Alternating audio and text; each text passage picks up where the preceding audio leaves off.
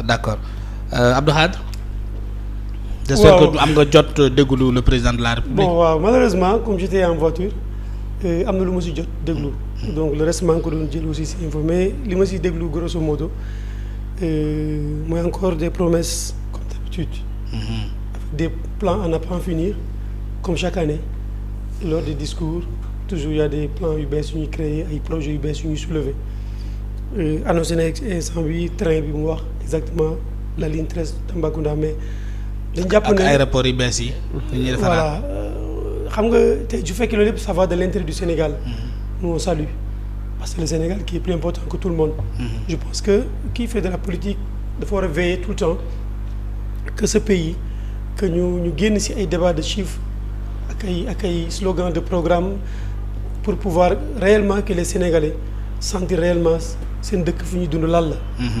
xam nga tey suñu jëlee débat yi.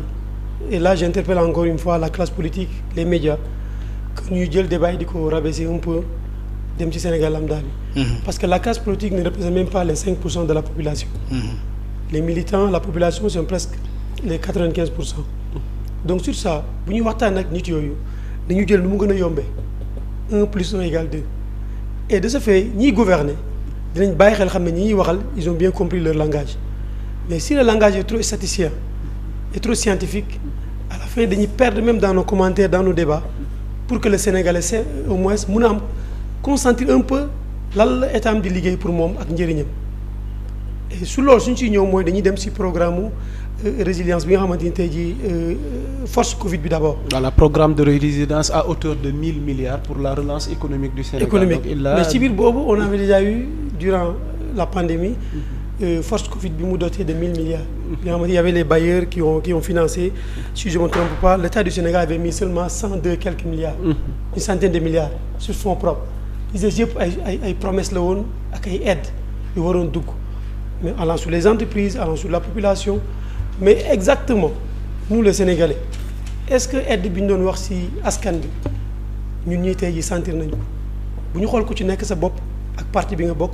ak aussi couleur parti bi nga représenté ak faire plaisir à nos leaders mais je pense que les populations doivent être plus importantes que nos leaders et les partis c'est très important.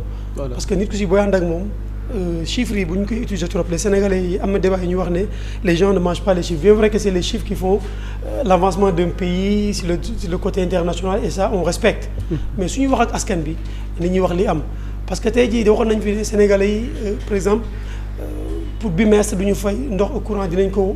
Éliminé pour yenn certaines classes sociales bi mais je pense que boo duggee ci biir réew mi nga laajte bu ñu bokkul ci seen parti duñu ko laal. Ils ont fait des choses sélectives. yoo xamante ni les Sénégalais en ont conscience. Et loolu c'est des démarches yoo xamante ni je pense on a plus fini dans ce pays. mais quand même on peut accepter. Ah bon même si bien bi moom ça ne me revient pas mais jàpp naa ne nelawuñu bi mbas mi duggee quand même réagir nañu pour que réew mi bañ a sombrer ci en tout cas envahissement bi nga xam ne dafa extraordinaire ci li nga xam ne Sénégal mosu ko dund ci histoire am. Je fais seulement des révélations très importantes. N'oublions pas que nous sommes un pays sous-développé. Est-ce que la force de tester la population journalière, la population toute la journée pour savoir exactement les personnes positives du Covid, on a ces moyens. Mais on le fait. Quels sont les chiffres, sur quels paramètres on se base? Sur 100 personnes testées.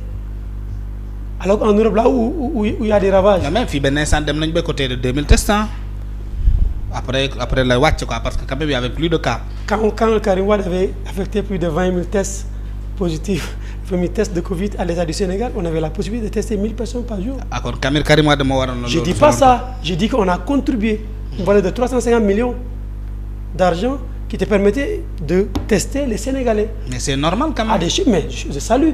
Mais bi loolu jeexee actuellement niveau test yi tous les jours on ne dépasse pas 100 personnes 150 personnes testées sur des millions de personnes. Alors selon toi quel serait le taux est trop bas. Alors selon toi quelle serait la solution par rapport tey jii nii à. Donc je pense que c'est pas des résultats ni à décliner mais aussi ni à être di tàccu yaakaar ne on a réussi. Oui, mais je pense que quand même il est bon de on reconnaître reconnaît qu'ils ont été vigilants. Oui. Ils ont mis des forces pour dire à la population de respecter parce que il y a cette maladie qui est là.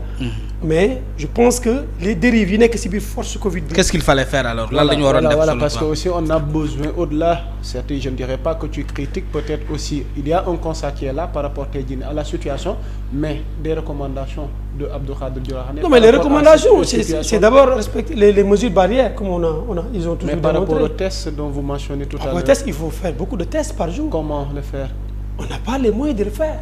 C'est ça le problème. Il faut qu'ils nous disent la vérité aux Sénégalais. Est-ce qu'on ne va pas essayer au lieu de faire 100 tests par jour mais on n'a pas les moyens. Il faut bu ñu amul pexe yi tamit xam nga amuñu pexe. wala est-ce que tamit mënuñu wut xalaat parce que tantôt yaa ngi ko doon leeral te mu am solo ci force Covid bi nga xam ne programme de résilience économique bi à hauteur de 1000 milliards am na ñu ci jàpp am na ay bailleurs de fonds yoo xam ne dugal nañ ci seen xaalis aujourd'hui au Sénégal il y a eu des personnes de bonne volonté yoo xam ne teg nañ seen dërëm sur la table. Est-ce que tamit côté googu noonu tamit ay xalaat du ci jëm mu di ay recommandations. parce que bu ñu tënkee waxtaan wi. nga xam ne mais may ko mu ñëw. xam nga loolu effectivement il a raison. il a raison parce que c'est là où foofu la lépp démarré. mooy bi ñëpp ñu wootee ñëpp ñëw wuyu. mu nekk élan de solidarité bu ñu ñëpp saluer. Ce qui a amené Karim Wade à dépenser cet argent c'est pour. Karim a dépensé quoi exactement. nous sommes plus de 350 millions sur des tests yoo xamante ne tey jii dina permettre ñu xam nit ñi feebar parce que là foofu mooy problème bi. foofu mooy problème maanaam bu ma la comprendre expliquer tout Karim Wade dafa génne. non mais dafa participer comme tout Sénégalais yi nga xamante ni 300 et quelques millions une valeur. mais c'est pas de l'argent c'est test la joxe parce que guerre bi loolu la woon te foofu laay wax ne gouvernement bi dafa xaw a fausser sa route. parce que xeex bi ñëpp indee seen xaalis. c'était ñu jéem a xool dans le domaine de la santé de la prévention nan la ñuy combattre ce virus. bien vrai qu'on n'a pas les moyens comme la France ou les États-Unis ou l'Italie mais Sénégal pays sous-développé la mais dañu tourner ci beneen vague. mooy on a vu le président dem di réceptionner ay lekk. parce que boobu mi ngi préparer benn élan de politique. réceptionner lekk wala réceptionner ceeb. ay lekk ay ceeb. boo ma ko may parce que c'est important monsieur Mar Abdou Khadir Diokhane souligné na lu am solo certes il y a eu beaucoup de moyens qui ont été mobilisés ci wàllu koppar ci wàllu bien matériel mais aspect